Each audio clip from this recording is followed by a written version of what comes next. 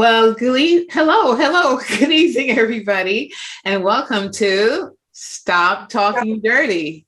Yes. This is Dawne and Mizz Scott for being nasty or talking dirty. So we're here again for episode 3. Thank you to everyone who has liked, commented, and shared our podcast. We appreciate you. Very much so. Yeah. And now we're getting ready to go into the holiday season. Please drop us a line and let us know how your shopping is going. Are you doing any shopping this year? Are you doing any shopping this year? So I was very good this year. I'll give myself a little tap on the shoulder. I started out probably the beginning of December. And I actually just shipped off a few gifts yesterday and today. So I am in a good place with that. But, I'm starting to think to myself, at what point do you stop? Giving gifts? I think I kind of stopped. I've stopped for several years now. I stopped with a lot of adults. I will give children, unless, of course, your spouse, you live with them. So you got to make sure that they Right. But, and then even with the kids now, I'm doing money because that's the easiest thing. Yeah, because their tastes change so much. They're into technology, apps, video games. I can't keep up. I'd rather just give you the dollars and you do what you want to do with it. And then I fulfill my obligation. I much prefer that. This way I can get what I want. And so people think I'm really difficult to shop for. And I'm kind of not. I'm kind of simple because I kind of like anything. The thought that you thought of me, period. Yeah. I am very grateful and gracious for. So, but I do definitely appreciate a little gift card. Money is always good. Yes. My mother, listen. Target, she knows that's my store. I'm sure I'll get one of those if you're listening. Yes, exactly. For sure. Any day. That and Nordstrom's. That's I like those stores or Amazon. So well, you can't go wrong with Amazon. I think everybody and his mom. Everybody shops at Amazon, okay? It's most definitely. You can't go wrong with that. But there's something I want to talk about. Of course, I'm married and you're married, and yes, we have single friends. Well, look, I ain't married yet. Well, you're married. Yes, we're married. Yeah, you're married. Stop talking dirty, Dawne. I know, right? You're not out there in the dating field. Let's put it this way. No, exactly. I'm not out in the dating field. Yes. I'm taking. I know. I have to say, it's really difficult when I'm listening to my single friends. I am so grateful that I am not out there. I mean, what they go through now is crazy, and the people it's so crazy. Are crazy. Yes, they're crazy. I'm afraid. Like I can't even imagine going on a date. But wait, can you imagine if back in the day with all the technology, it's like, dudes, some men are taping women, and I mean, it's one thing if you show one person, right? Back in the day, you show 1 or 2 people, you're embarrassed for 6 months, it goes away. Yeah. Now it's like you have to relive that. Forever. People will be talking dirty about you forever. Yes. So one of the things that I hear from is really they're over 40. Okay, so dating over 40, and from the female, this is a good one. This is a good one. From the female perspective, she finds that dating is difficult, especially as a single parent. Okay. I can imagine that. Yeah. A lot of guys, which in these particular females places, they're not looking for fathers for their children. They just want to date and, find a partner or whatever. Right. But I feel that, a lot of men are intimidated by them because they claim that they have masculine energy.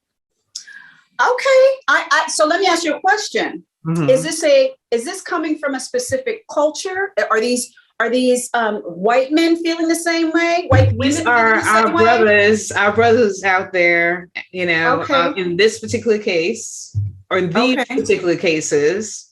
Okay.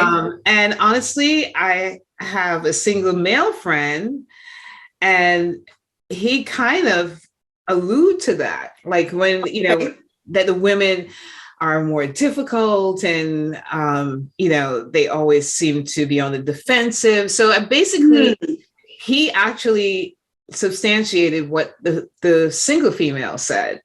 Okay. So it's a turn off to him, and it's a turn off to the female as well, dealing with men like that. Got it. So what I think is about that, right? I think that maybe, even though we're talking about men in their 40s and women in their 40s, I think that maybe men just don't realize, or maybe, they just don't realize women are in just such a different place today. I agree. We are making some nice salaries. I have a girlfriend who's making a very nice salary. I have several girlfriends who are making very nice salaries. Yep. And, Terry and I have talked about this before, and it took me some time to understand, because I used to be like, I don't need nobody, but I didn't mean it like that. Of course I want a partner. Of course I want a partner, but the fact is, from a financial, when you have that financial security, that's huge. Yeah. And I think security, period, right? When you know that you can take care of yours, that is huge. And that definitely can make someone very guilty, maybe of coming off a little strong. I think that men have to, they should be elated that they have someone that's strong. Well, I think also too, a lot of women now, because they're, especially Black women, are much more educated. A lot of them are entrepreneurs or professionals, and they have had to fight their way in a lot of cases to get to where they're at. So they're, when they do get there, they're pretty confident. Yes. And I think in these, and what did it take for them to get there? Absolutely. So, maybe, I guess I could see how a guy would say that she may come off that strong, but I also look at it that, pardon me, fellas, but I think it's a little insecurity on your part. Thinking, Dawne, talk about it. Because it's a little insecurity on your part, because I think, a lot of these women want the same thing that the guys want. Okay. Yes. But they're not willing to submit in the sense of how they want them to submit. And when I say that, I mean, in a relationship, people submit. One part or the other submit, right? You all are never on the same playing field all the time. One is a little up sometimes, the other one submits, and vice versa. You flip back and forth. Yes. But some of these men, even though they call themselves modern men, are still stuck in that old way of submitting. Yes. Agreed.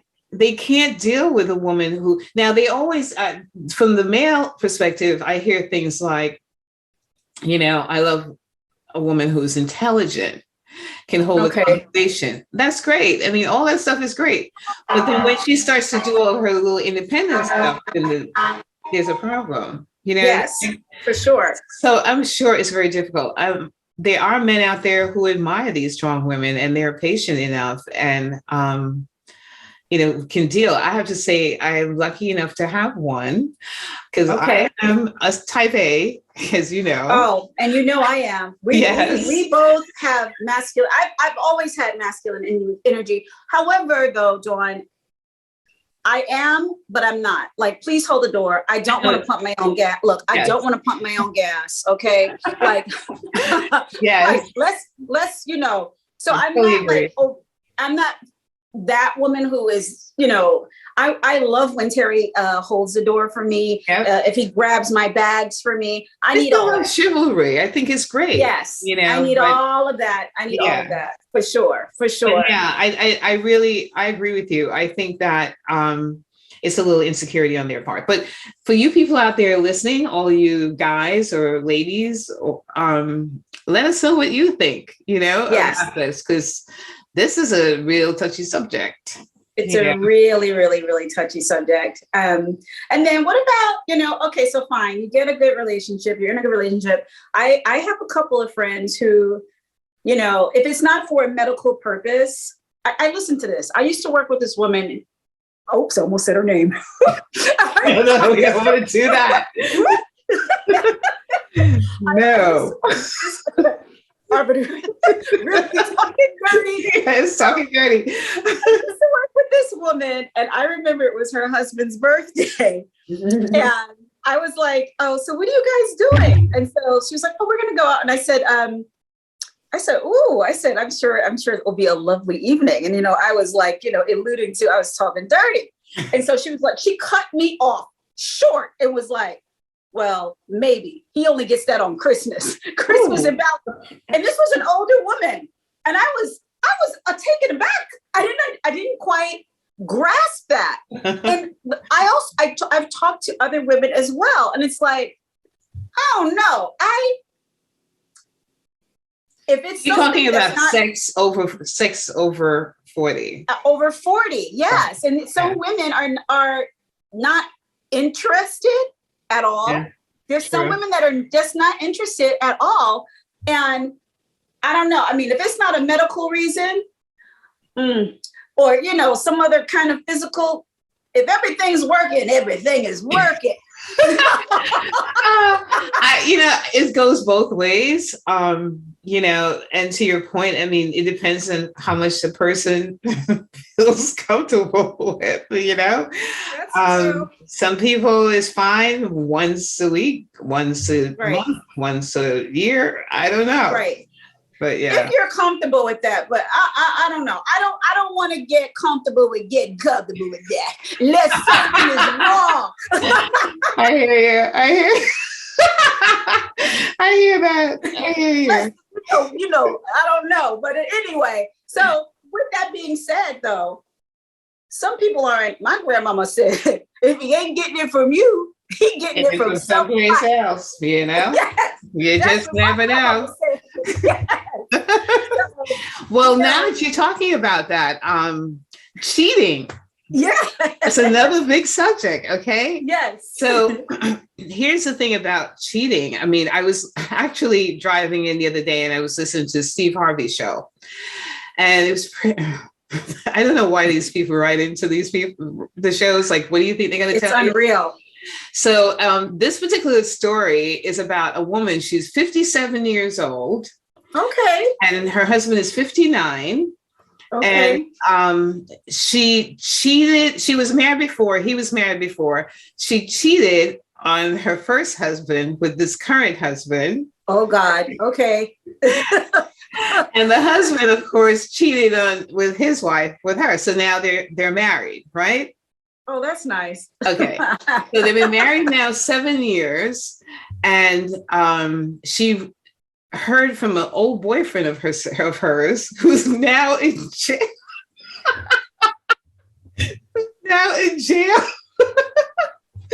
So she's been in contact writing him to the point that she even starts to go up and have conjugal visits. Oh my God. Right. So she has and this has been going on for 3 years. She's been married for 7. Okay. Oh, almost half of her marriage. Right. So her question was, he gets out in March and she wants to know. I forgot there was a question. Go ahead. He gets out in March and, she's trying to decide because she thinks she really loves him. The sex is out of this world, and better than her husband. And she thinks that she she's willing, if her husband finds out, she doesn't care. She wants to be with this man, right? So who is that? Cheryl Strawberry or whatever her name is. Yes. He's like, oh, Lord have mercy. He's like, first of all, why are you getting us involved with this nonsense? It's too much even for her. It's too much. I mean, the idea of cheating with your first husband and now you're cheating. So it goes to that expression, the way you get him, the way you lose him. Is that how it works? This particular case? Yes, I guess. That's crazy. That's crazy. But listen, people do all kinds of things. One of the things that I've been watching, well, actually, I don't know. Did you see Harlem? Have you been watching it, the Amazon? Yes. Can I tell you, I love that show. I know a lot of people have their opinions about it, but I love that show. I really like it. And there's a scene actually that when, Megan Goodman, when she is Making Good, when she's going through it and all her girlfriends come over, I said to myself, wow, I love to see that kind of support. Cause sometimes I know I'm not forthcoming with a lot of things. I try to manage them myself. I just don't. I try to, whatever that thing is, not just my relationship, just my life. I try to, thankfully, I know how to try to, I meditate and I'll pray it out. But it's very nice to have somebody just show up at your door. I think it's awesome. They're friends from way back, I guess college friends is what they're supposed to be. And the camaraderie amongst them, they know each other. I mean, they still have little secrets. They don't tell everything. But, I just love seeing that. I love seeing the sisterhood, especially. I love seeing the sisterhood. I read some of the reviews and some of the reviews just blew my mind. Like, that basically I'll paraphrase or sum it up, but some people feel that they're like destroying our culture, by making them loose or whatever. I mean, they took it to a whole nother level. And my thing is you know what? Some of that may be out. I was watching it and I read a little bit of the reviews too. And actually Terry, he said to me, he goes, T, that may be why they may be saying that in regards to Megan Good, because, she sort of professed this Christianity. And she was praying on the camera. That's such a stretch.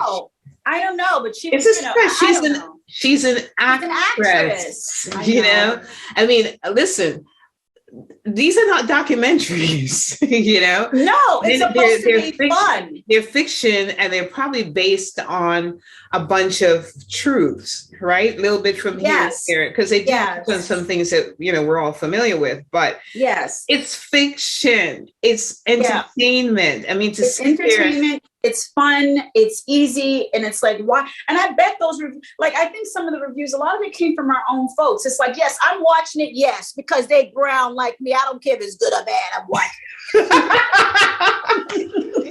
Exactly. Yes, exactly. Yes, exactly.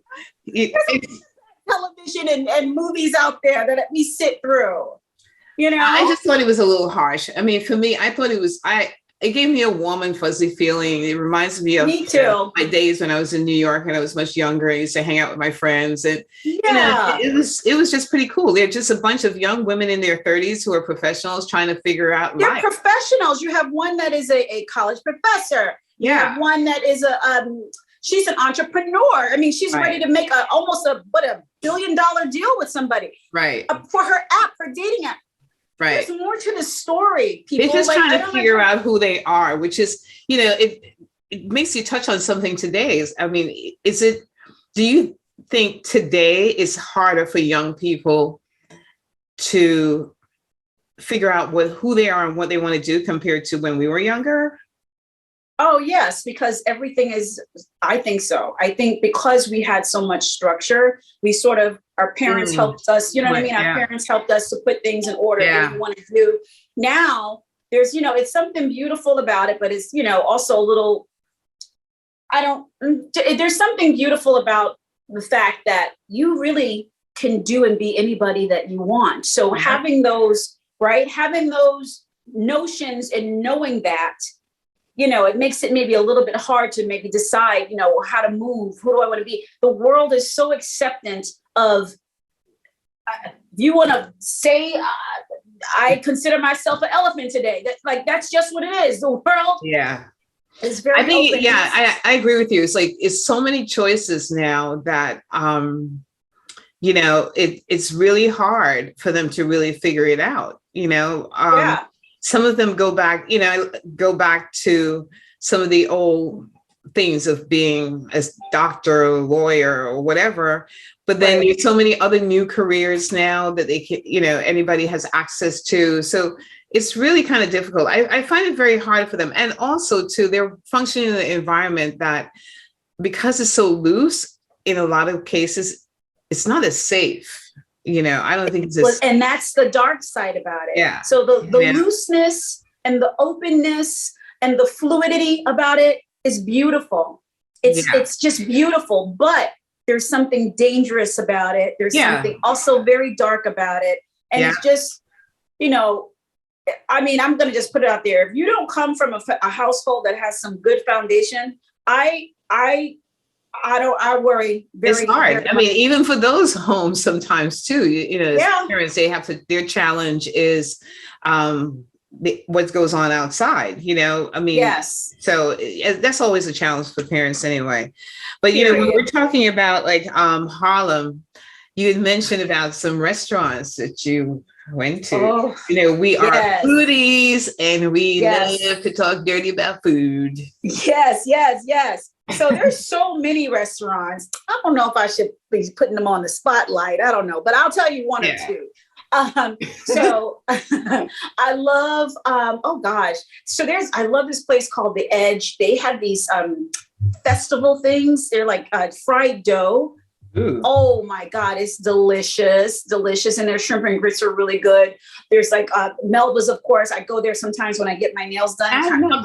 When I come to New York and spend some time, I definitely got to check out Melba's. Oh, we'll go together. Oh, yeah. I'm inviting myself. You said food, I'm there. Where's we going? We talk about food. We talk about food. Yes. But yeah, there's so many good restaurants and food. Harlem has just, as the show was kind of making a joke about it. It's nothing like, I was born and raised. That's like my community, that area, and it is just very different. It's very nice. I like it, but I like it, but I don't. I think it's like trying to erase the history and the culture. The gentrification there is almost as if they're trying to make it where Black people in about 10, 15 years, Black people won't exist there. And that's what I don't like about it. It's not even trying to work with the culture. It's almost as if it's trying to erase it. Erase. I know. There is something very daunting about that. Yeah, which is going on all over. It's happening here in Charlotte as well. Really? There's historically been African-American communities are being, changed. So, but yeah, when it comes to food too, I have been checking out some places down here. I want to go to that place you told me about. Oh my God. So my husband has a client that has been checking out all these new restaurants by women, owned by women and African-American women as well. Okay. Really nice restaurants. These are women who gave up their corporate careers and decided that they want to do this, right? Okay. So one of them we went to, he filmed the day before, and then he said, "We got to try this place." Oh my gosh. I went and tried the place. Oh, do tell. Tanya, I have never had pork belly until I moved to the South. Okay. Because pork belly, to me, in my head, reminds me of those chitterlings. So, my husband's like, "No, you got to try this. It's totally different." And I had to do my own little research, and I found that pork belly is actually the best part of bacon. It's a really? Yeah. Oh, I didn't know that. Yeah. So, before I ate it, I had to figure it out. So yes. the first time we had it, we went to this area, which was really kind of like it's kind of hip area in Charlotte, because Charlotte is made up of all these different areas, right? And they all have their own identities, which is really cool. So this place had like a lot of tapas, right?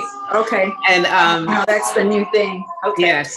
So it had a lot of tapas, and but it had pork belly, and it was cut small. It was done like in an Asian flavor on top of watermelon. Ooh. You talking too dirty now. That's just But the one we went to recently, it was big pieces of pork belly, and it was the way it was marinated, seasoned. My mouth is watering. I think my mouth is watering a little bit. Oh my God. I think I just swallowed. Me too. I mean, like when I bit into it and it bursts in your mouth and all the flavors are going, I'm like, oh my God. Oh my God. Stop it. Stop. It was so good. It was so good. We're going there. When I get to an instant, that's the first place we have. Yes. Now, absolutely. Steve had the shrimp and grits, but the grits taste like it had like goat cheese in it. Oh, really? It was smooth and creamy. Oh, nice. Nice. Oh my God. Tanya, I'm telling you, I was almost like I was having an orgasm, a foodgasm. Foodgasm. Let me correct that. But it was so good. But anyway. But I love that. I almost, real quick, just touch on some clothes real quick. I just got a Nordstrom box. I get very excited. Just was delivered. I just got these black combat boots. I love them. I'll show them to you later. Nice. I've been shopping around for some, but I haven't seen the right one I like. Yes. Well, Nordstrom has a ton of different styles, and I love the one that I have. It's like, I'll show you. The top of it is like a heavy knit. Yeah. And then the rest is leather, and it has this great sole. I can pair that with anything. Jeans. I mean, it'll be a really easy to a nice piece to add to my fall collection. Yeah. Sure. I mean, I saw one. It was the high boot. Coming almost like the knee, and the bottom looked like the combat boot, which was really cool. So but I was looking at the reviews, and some of the people were saying that the top was very kind of hard. It wasn't comfortable enough, and it was pretty pricey. It was like $250. I'm like, So your foot's gonna be hurting. And see, you're fortunate. You have a nice slim leg. I can't get high boots because of my calf. Don't they have them in wide calves too? So, girl, when it's wide, it's real wide. It's too wide.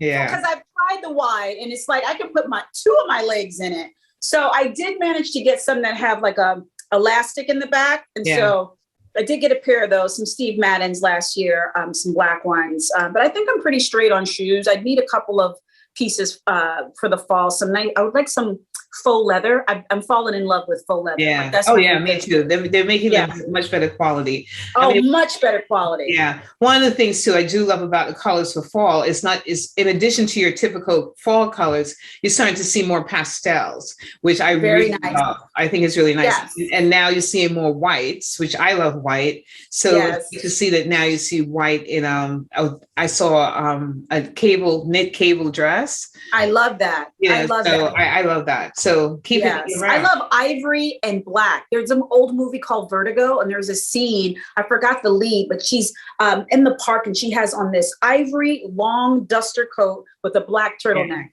Yeah. So, but I'll be doing some shopping, and we'll connect. Yes. Next time we talk, we'll get to, so we're probably not going to get together till after Christmas, right? That's right. Well, so, we may drop something. We'll see. Yeah, I think we may even come on live for a little bit.